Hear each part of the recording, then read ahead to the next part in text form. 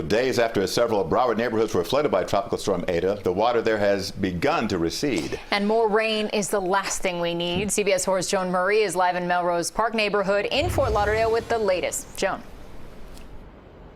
Well, it has been raining a little bit on and off, and certainly is not good news. As we've been saying for days, this storm dumped over a foot of rain in many places, including this neighborhood in Melrose Manors. They are continuing to try to pump out water, but from this end of the county to the west end of the county, there have been people forced out of their homes, and some still cannot get out of their homes.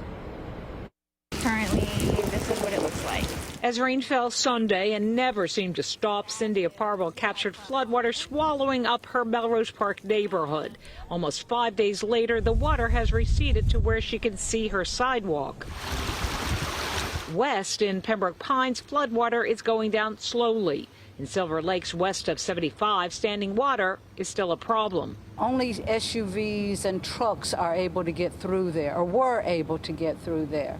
And it's been this way since Monday evening. Monday morning, it wasn't this bad after Etta went through. But I haven't left the house since Sunday. Residents say it's never been this bad and hope city leaders will do something about it. Hopefully we put something together that gets these lakes to a manageable state where we don't get this again. But I mean, this is a once-a-lifetime rain thing, but we're in South Florida. It happens all the time. From Chapter 4, you can see portions of Davie have yet to dry out. The water cannot go down fast enough. In East Hollywood, families are getting some relief after the sewer system became overburdened, but the city is still urging residents to conserve water. Back in West Fort Lauderdale, pump trucks are still siphoning water from the streets in Melrose Manors. John Evans has been sloshing through the water for days. See these shoes? I'm throwing them away after the day. You see what I'm saying? This is the last day I'm wearing these shoes here, so I can get soaking wet, and then go get some soap and water.